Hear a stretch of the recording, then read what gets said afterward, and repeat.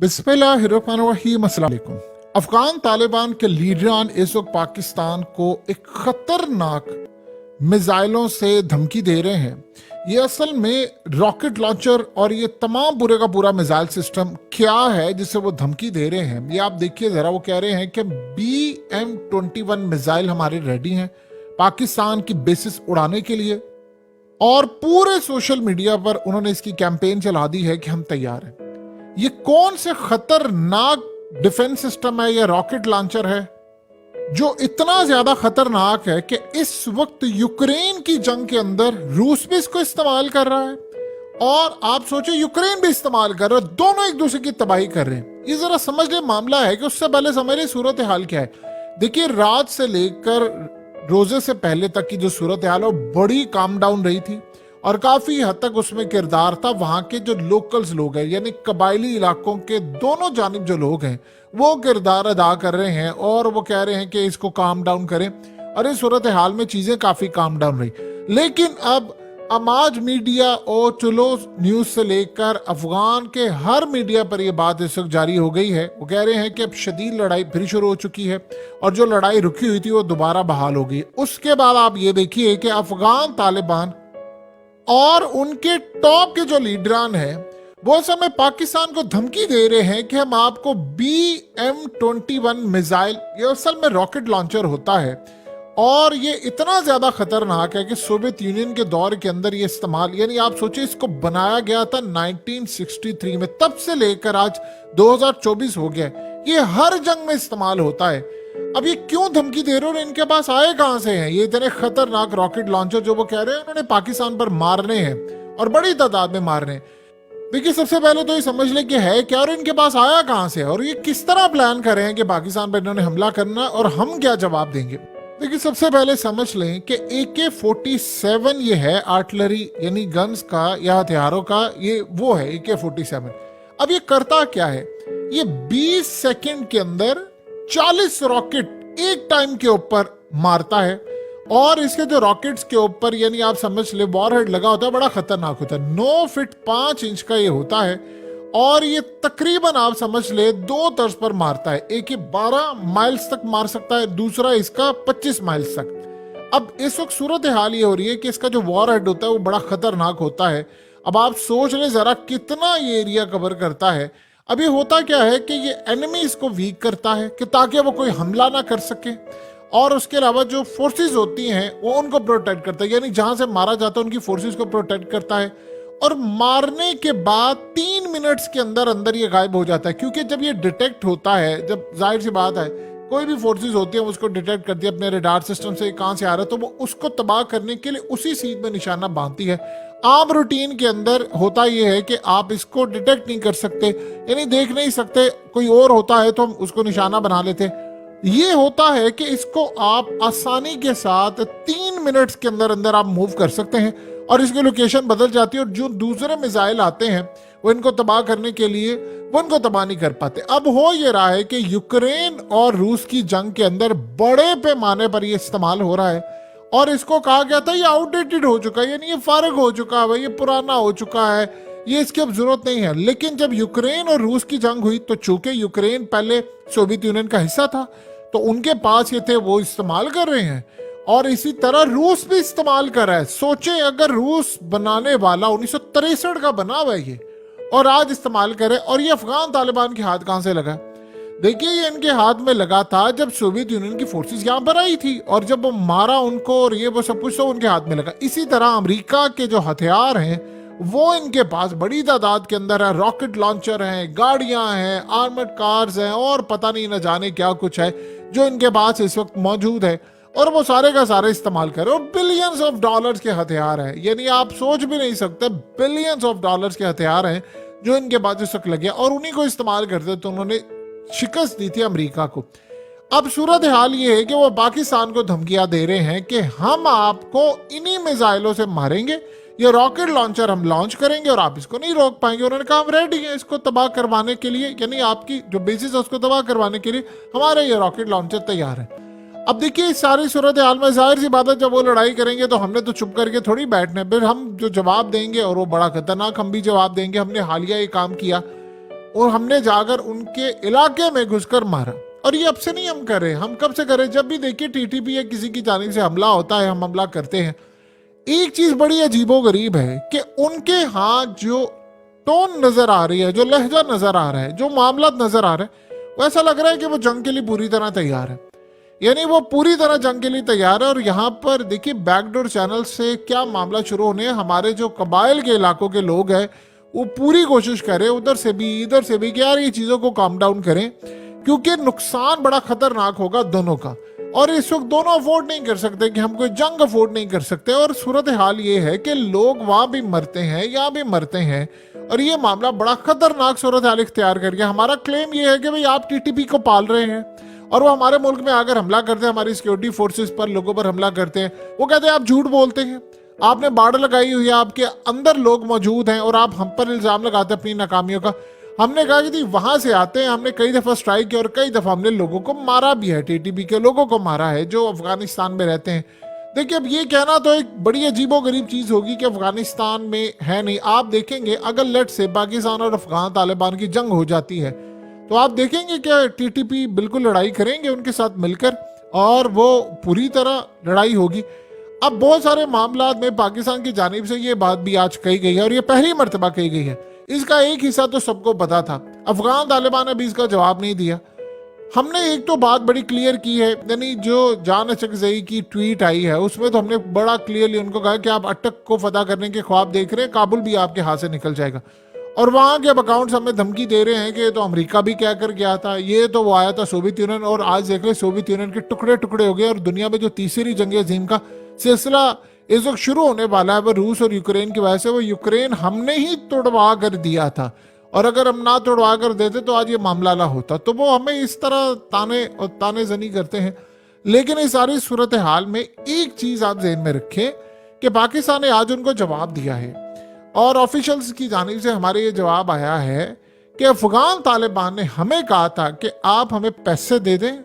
देखिए ये बात तो सबको पता है कि अफगान तालिबान ने कहा था कि हम टीटीपी को दूर दराज इलाकों में भेज देंगे और उनका ये कहना था चूंकि उन्होंने अमेरिका के खिलाफ हमारे साथ मिलकर लड़ाई की है सो लिहाजा वो रिलेक्टेंट थे हमेशा से। और दूसरा उनका मौकफ ये था कि अगर हमने इनके खिलाफ कार्रवाई की तो जाहिर सी बात है दाइश में शामिल हो जाएंगे जो हमारे लिए नुकसानदेह। ये तो स्टार्ट हुआ था 2021 के बाद से। अब सूरत हाल ये है कि पाकिस्तान ने पहली दफा ये बात कही है, हमारे ऑफिसर की जानिब से कही गई है कि उन्होंने हमसे पैसे भी मांगे थे कि आप हमें पैसे दे दें और हम इनको दूर दराज इलाकों में भेज देंगे, उनका खर्चा पानी देकर ये वहां पर रहे। अब इस सारे मामले पर अफगान तालिबान की जानिब से अभी तक कोई जवाब नहीं आया, लेकिन एक मामला बिल्कुल तय है कि चीजें अब काफी हद तक जो बैकएंड पर पक रही हैं वो खतरनाक है। क्योंकि देखिए उनकी जानिब से हमें धमकियां देना, अब सोचे जरा एक मिनट के लिए कि 40 रॉकेट वो 20 मिनट में फायर करते हैं और पाकिस्तान के ऊपर आकर वो फायर करते हैं, तो जाहिर सी बात है इसका नुकसान है। तो हमारे तैयारे तो हमला करेंगे जाकर वहां पर, और जब हम वहां पर हमला करेंगे हम जवाब देंगे। हमने आज भी कहा है कि अगर आपकी जानिब से कोई हमला होता है या कोई भी होता है आपकी सरजमीन से तो फिर हम पूरी तरह हक रखते हैं। अब सोचे जरा इस सारे मामले पर पाकिस्तान ने कहा वो हमें आगे से, यानी एक अजीबो गरीब सिलसिला, एक होता है कि चीजें रुक जाना, वो हमें फिर आगे से कह रहे हैं अच्छा ये बात है तो फिर इंडिया ने इतने हमले तुम पर किए, तुम कहते हो रॉ के लोग आकर हमला करते तो तुमने इंडिया पर क्यों नहीं अभी तक जाकर हमला किया। यानी वो इस तरह की सूरत हाल में मजीद जो मामला है वो उकसा रहे हैं कि भाई आपने इंडिया में जाकर क्यों नहीं हमला किया, आपने कहा जी रॉ यहाँ पर ऑपरेट करता है फलाना करता है तो आपने वहां पर जाकर क्यों नहीं स्ट्राइक किया, क्योंकि वहां पर वो ताकत रखते हैं, हमारी चूंकि एयरफोर्स नहीं है और ये नहीं, लेकिन हम लड़ाई करेंगे। अब जब इस तरह की दोनों साइड से पीक होना शुरू हो जाए, हमने यहाँ पर कहा कि आप काबुल हाथ से धो बैठेंगे, यानी आपके हाथ से निकल जाएगा, और वो कह रहे हैं जी हमारे तो ये B-21 और न जाने पता नहीं क्या क्या रॉकेट लॉन्चर और ये वो, और एक हम पूरे का पूरा हमला तैयार करके बैठे, हम आप पर चढ़ दौड़ेंगे। तो फिर ये बात असल में क्लियरली इंडिकेट करती है कि लड़ाई जो है वो अगले पैमाने पर तैयार हो रही है। देखिए इस वक्त कबायली इलाकों के जो लोग हैं, क्योंकि आप जानते हैं दोनों तरफ रिश्तेदारियां हैं, यानी KPK का एक बहुत बड़ा हिस्सा जो है वो अफगानिस्तान को अपना भाई समझता है, अफगानिस्तान के लोग KPK को समझते हैं, क्योंकि 7 करोड़ के लोग हैं KPK में, उनकी रिश्तेदारियां, उनके कारोबार है, लैंग्वेज एक है, वो तमाम चीजें हैं। तो इस सारे मामले पर कोई भी जंग नहीं चाहता, ना इवन के देखिए, खाली ऐसा नहीं है कि केपीके के लोग नहीं चाहते, कोई भी नहीं चाहता। वो जंगे जो है वो तबाही का सामान है। और इस सारे मामले पर यानी आप सोचे कितनी देर तक तबाही है। अब जाहिर सी बात है, टीटीपी वालों ने चाइनीज को मारा, गवादर में मारा, पता नहीं कहाँ कहाँ मारा, और वो एक काफी हद तक यानी हमारे लिए एक बड़ी नुकसानदेह चीजें हैं। और उनको जब भी मौका मिलता है वो हमला करते हैं, शरीयत अपनी नाफिज करना चाहते हैं। हमने कहा अफगान तालिबान को कि आप ये मामला हल करें, वो कह रहे हैं जी नहीं, आप खुद हल करें, आपके मुल्क में बैठे हैं। तो जाहिर सी बात है, फिर एक लड़ाई और एक मामला तो चलता है। लेकिन अब सूरत हाल ये है कि दोनों साइड से पीक पर चला गया है मामला। यानी हमें वो, आप सोचिए ना कि अब धमकियां दे रहे हैं कि हम आप पर 20 सेकंड में 40 रॉकेट मारेंगे। यानी ये जो रॉकेट लॉन्चर है वो 20 सेकंड में 40 रॉकेट मारेंगे। अब अगर आप ये काम करते हैं तो आप तो फुल फ्लैश जंग की तरफ दावत दे रहे हैं। तो फिर ये तो एक जंग है, तो जंग होगी तो फिर जाहिर सी बात है हमला होता है।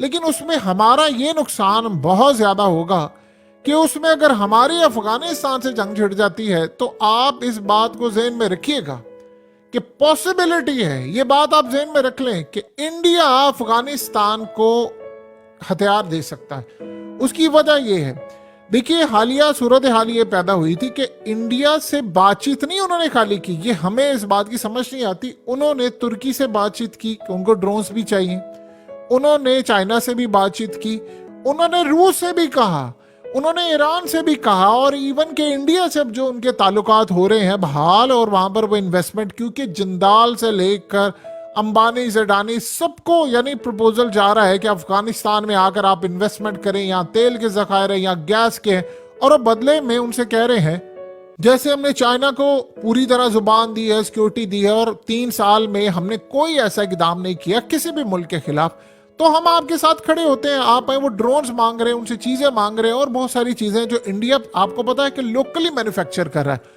तो अगर ये जंग छिड़ती है तो इंडिया हो सकता है उनको हथियार दे, उनके ठीक है जी हम आपको बेचते हैं, आप खरीदें हमसे, जैसे हमने रूस से लिया है और उसके बाद हमने चाइना से लिया। और इंडिया एक और भी काम करता है, उसने ये याद रखिएगा, रूस से लिए गए हथियार उसने री एक्सपोर्ट कर दिए। यानी रूस ने एक्सपोर्ट किए इंडिया को, इंडिया ने आगे री एक्सपोर्ट कर दिए इजराइल को।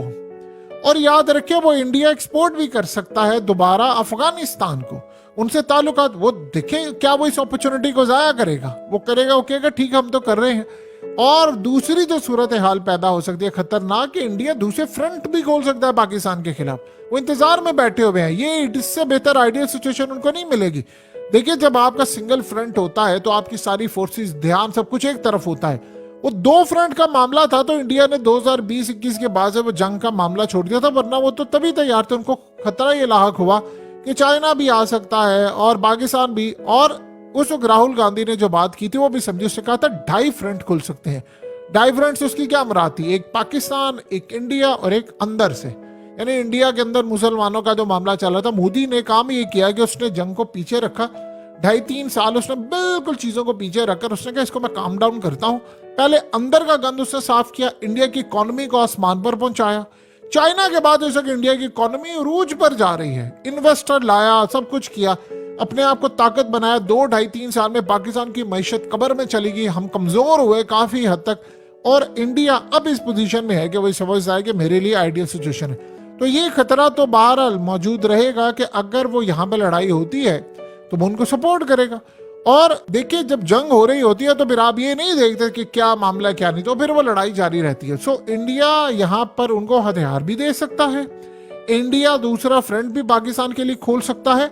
और याद रखिएगा एक बात कि अफगानिस्तान में अब उनके पास आगे हैं पैसे, यानी इन्वेस्टमेंट है, उनका सिस्टम चल रहा है।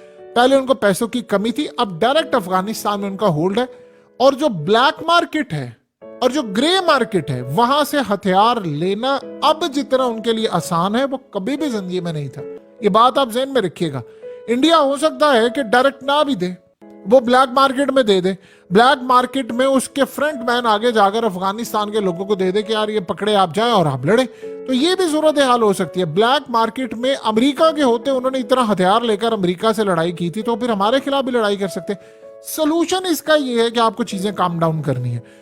और ये अगर हमने काम डाउन ना की, हमें बातचीत करनी है, डायरेक्टली देखिए राब्ता बहाल करें, चाइना की मदद ले लें, ईरान की मदद ले लें।